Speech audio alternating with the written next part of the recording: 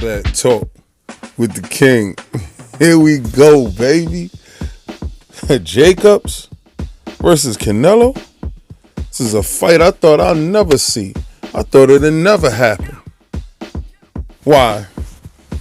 Because I felt that Canelo didn't have heart. I felt that Jacobs didn't have a chin. What happened? Well, how this fight came to pass is not by normal circumstances. You see, DAZN went out and purchased both of these fighters.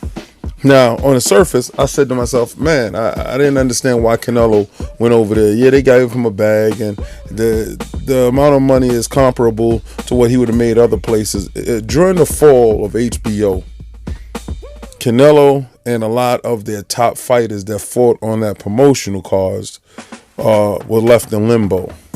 So we thought that Eddie Hearn will try to do something with Match Game. That's his promotional house, Match Game Services. But he aligned himself with DAZN, which is the promotional arm of Match Game. And they actually put on the fights like Showtime. But they're separate entities that bring their wares over there and their fighters and have them be promoted by that card. So it's just like having financial backing. That's all. You understand? Is being backed by big bank instead of doing it by yourself. Okay, so Eddie Hearn has aligned himself with DAZN, which was a startup. So Eddie Hearn going in had Joshua. All right. So, he had a big heart, but he didn't have the little guys. And when Canelo signed with DAZN, I was like, okay. Now that left Gennady Golovkin left out, and a lot of the middleweights, which fights for Al Heyman at the PBC. Now the Al Heyman PBC has been ruling it. They've been having a good time. These guys has been fighting themselves. The welterweight division is lit. He has a lot of middleweights. He has all the lighter weights pretty much sold up. All right, there's very few and far between free agents. So when Canelo signed over there, he was like, wow, and a couple of other fighters signed over there like Andrade and, stuff like that. So now when Daniel Jacobs signed over there, you said, wow, hold on. There's possibilities for good fights. And then just recently, Triple G signed over there. So you say DAZN has 3 of the top drawing middleweights, right? Now, to get to this fight, you're looking at age, you're looking at it versus experience, you're looking at speed versus combinations, you're looking at a whole bunch of things. Now, on the surface, these guys will want you to believe that is white versus black. Well, actually, Mexican versus black. On the surface, these guys will like you to believe that there is a such thing as Mexican fighting and African American fighting, styles wise. All that is hogwash. All that is crap. That's not something that I want you to focus on. What I want you to focus on is the resumes of these fighters, right? So you're looking at the resumes of these fighters, and you're going to say Canelo actually really has fought the best this generation. Yeah, he lost to Mayweather, which I thought was a clear loss. He fought Landy Lauder, which I thought was a loss. He fought Triple G, which I felt that one of those fights could have been a draw. And the next fight, I thought he outclassed Triple G in such a fashion it didn't make any sense. Daniel Jacobs. Everybody wanted to hawking in on him overcoming cancer. It's a great story. It's a great selling point. It pulls on heartstrings. But does that translate into the ring? We're not here for the show. We're not here for, did he sell this much biscuits and Girl Scout cookies and all this other stuff. We don't care about that.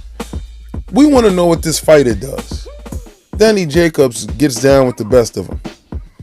Before he was sidelined with cancer, he was Dynamite Danny Jacobs. They were comparing him to the way he moved Little Mike Tyson. He was going out knocking people out till he got knocked out in the first round. He got knocked out in the first round, came out cold. Listen, there's no excuses for anything of that nature when it comes to a fighter. But I honestly believe that he was reading his own press clippings. I don't believe that he had a good nutritional plan. I don't believe that he was training properly. Cancer has made him reassess all of that stuff. Not trying to make cancer a talking point. But again, his turnaround is 180. All right. A lot of you guys will say 360. 360 means you turn around and came back to the right same spot. 180 is the way turn. All right. So he did a 180. Nutritional, training, everything has definitely been above boards. Never wavered when it came to his trainer, his head coach. And these things are necessary in understanding a fighter. His mindset. Do you stay with what got you there? Canelo's the same way. He stayed with what got him there. And what got him there is a slew of fights where he has racked up experience on such a high level. You can only say that second to Floyd Mayweather, that's high praise. Canelo is that guy who has been in there with the best of them. Miguel Cotto, Sugar Shane Mosley. A lot of fighters you never thought that he would get in the ring with. Triple G, nobody ever thought that would happen.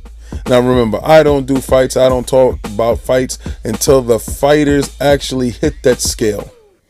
So both fighters weighed in at a ready 160. Both of them. Right? Canelo was 159. Jacobs was 160 even.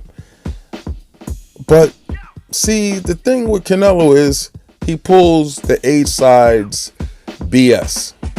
Floyd used to do it always. Weight rehydration clauses. Weight limit type of things. Things to tip the scale in the favor of the smaller fighter, which is Canelo. So it was a rehydration clause that Jacobs could not come in the day after the official weigh-in more than 170. We know the history with Jacobs. He can care less about your rehydration clause or making weight day of the fight. Why? He has a preparation method that he is not going to let be impeded by such politics. If it's not going to cancel the fight, you best believe he's going to be overweight that night. That's a fact. So guess what happens? Jacobs didn't make the second weight limit, which was 170. Jacobs came in 173.4, 174 pounds. I expect him tonight to be at least 178, 179 going into that ring. I expect Canelo he came in at 169. I expect Canelo to come in topped off tops 170. Tops. All right, so you're going to say Daniel Jacobs is going to have a weight advantage. He's going to be rehydrated properly.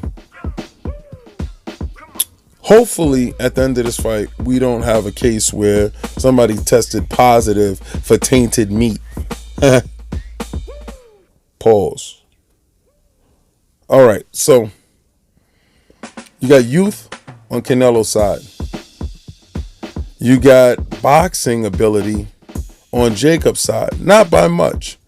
Because, Canelo throws punches in bunches. Throws punches in combinations.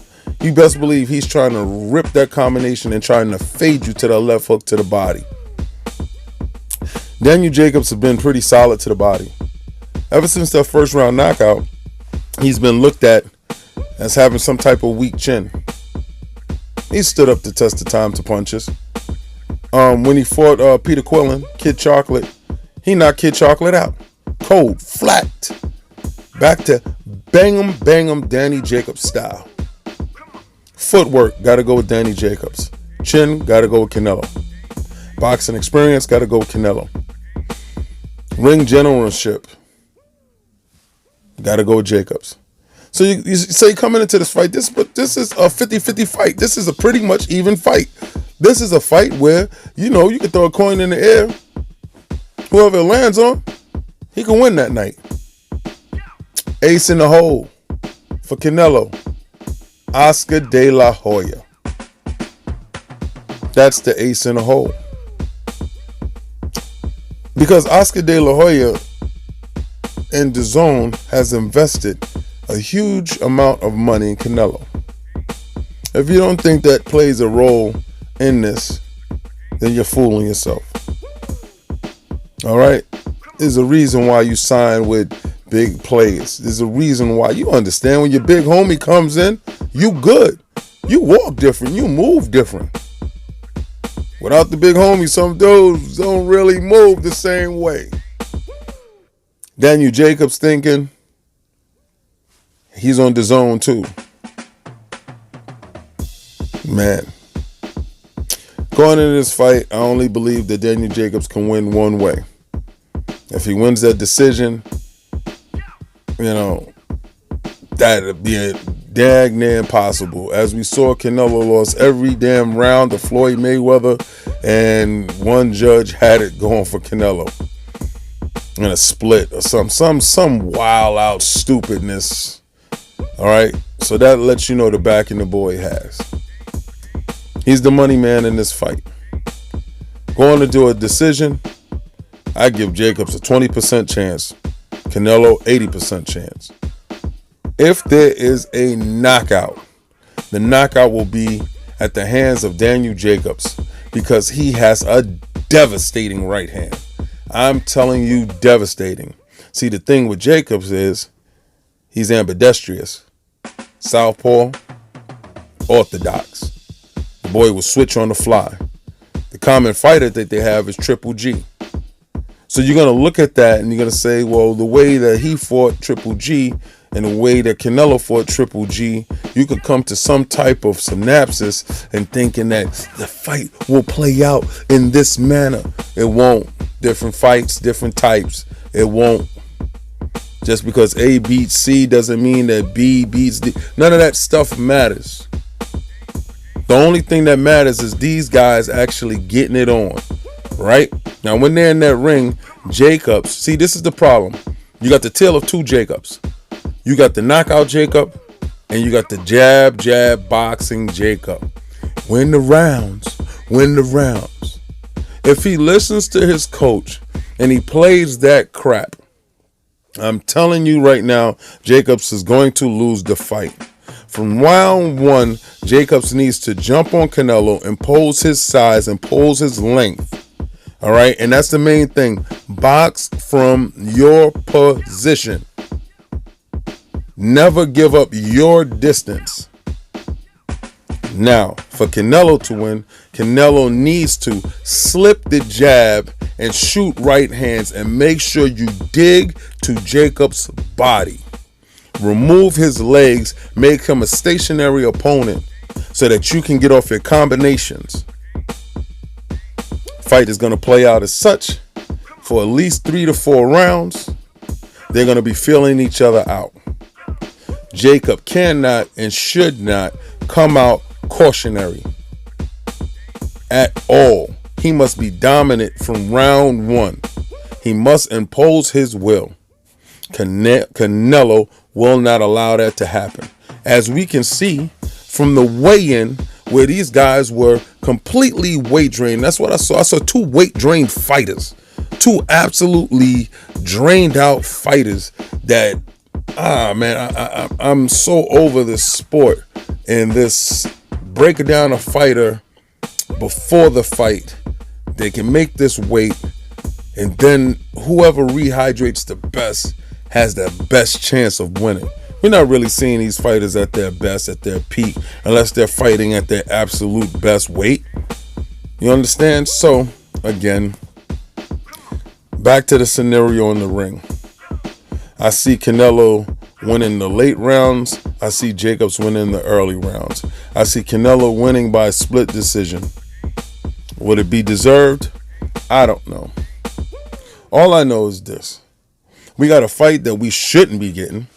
We got a fight that should not be happening, and this fight is happening because both combatants in the ring wants to prove who is the best at middleweight.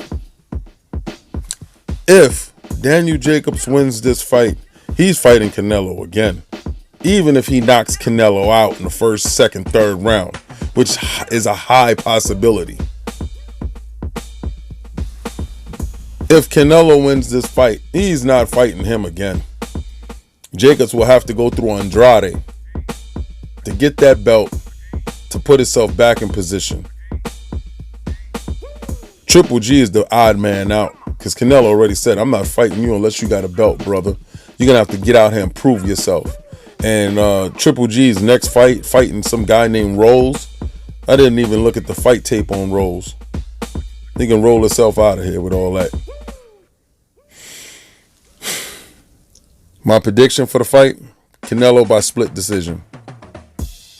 Conventional logic tells you the guy with the most experience and a youthful guy who throws more combinations can win a decision.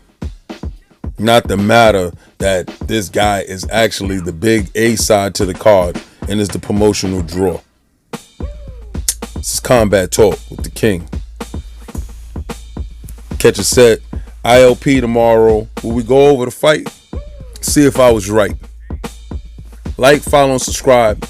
Leave comments down in the bottom so I can get back at you. Come on, guys. Let's keep fighting alive.